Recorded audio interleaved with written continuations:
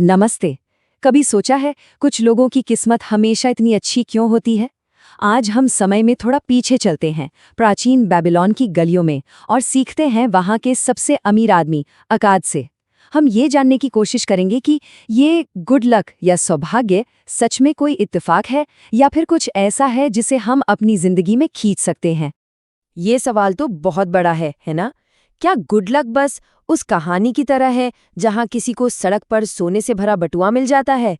या फिर इसके पीछे कोई गहरा राज छुपा है, कोई ऐसा सिद्धांत जो सच में काम करता है? चलिए आज इस रहस्य से पर्दा उठाते हैं। हाँ बिल्कुल। ज्यादातर लोग तो यही मानते हैं कि लक मतलब बस चांस का खेल है। सोचिए, पुराने बेबीलोन में भी लोग जुआ घरों में पासे फेंकते थे, घुड़दौड़ पर शर्त लगाते थे, बस इसी उम्मीद में कि किस्मत की देवी उन पर मेहरबान हो जाए। लेकिन यहीं पर एकर्ड, जो बेबीलोन का सबसे अमीर आदमी था, एक बहुत बहुत ही जबरदस्त सवाल पूछता है।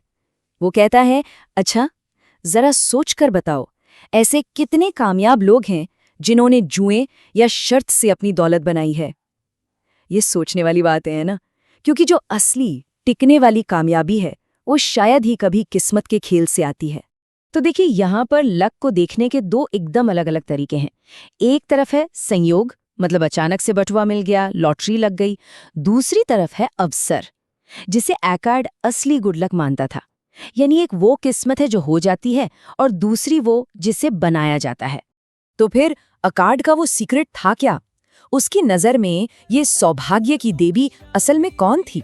चलिए अब सीधे उसकी सोच में उतरते हैं और इस राज से पर्दा उठाते हैं। एकर्ड का मानना था अवसर को अपनाकर गुड लक का रुख अपनी तरफ मोड़ा जा सकता है। अब सोचिए, ये कितनी बड़ी बात है।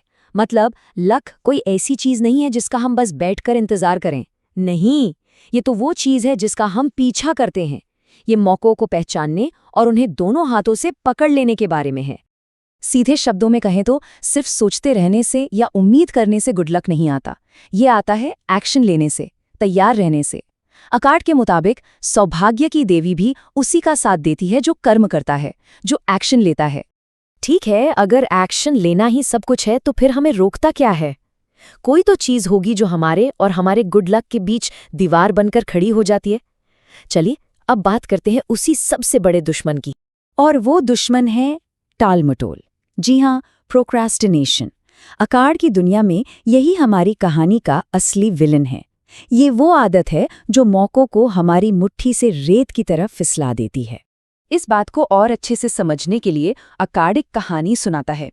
एक ऐसी कहानी जो दिखाती है कि टाल मटोल की कितनी बड़ी कीमत चुकानी पड़ती है।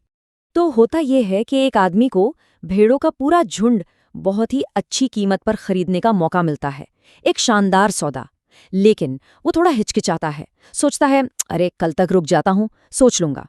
और बस अगली सुबह तक वो मौका हाथ से जा चुका था। कोई और उस सौदे को ले उड़ा। सिर्फ एक रात की देरी और एक बड़ा मुनाफा हाथ से निकल गया।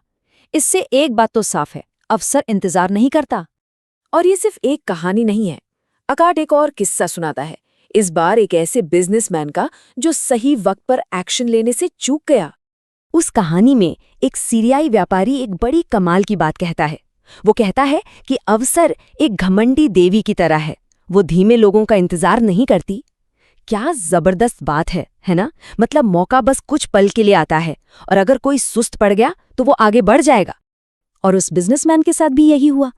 उसने देरी की और मौका हाथ से निकल गया। तो सबक साफ है, उसकी किस्मत खराब नहीं थी, बल्कि उसका एक्शन न लेना ही उसकी बदकिस्मती की वजह बना। उसने खुद अपने गुड लक को दरवाजे से लौटा दिया। तो हमने प्रॉब्लम तो देख ली, टाल मटोल। अब आते हैं सॉल्यूशन पर। एकर्ड हमें क्या सिखाता है? हम गुड लक को अपनी तरफ खींच कैसे सकते हैं? तो एकर्ड का फॉर्मूला क्या है? बहुत सीधा और सिंपल है। पहली बात, एक्शन के लिए हमेशा तैयार रहो। दूसरी, जैसे ही कोई मौका दिखे उसे पहचानो। और तीसरी, बिना एक पल भी सोचे उसे पकड़ लो। सही वक्त का इंतजार मत करो, क्योंकि एक्शन ही वो चुंबक है जो गुड लक को खींचता है।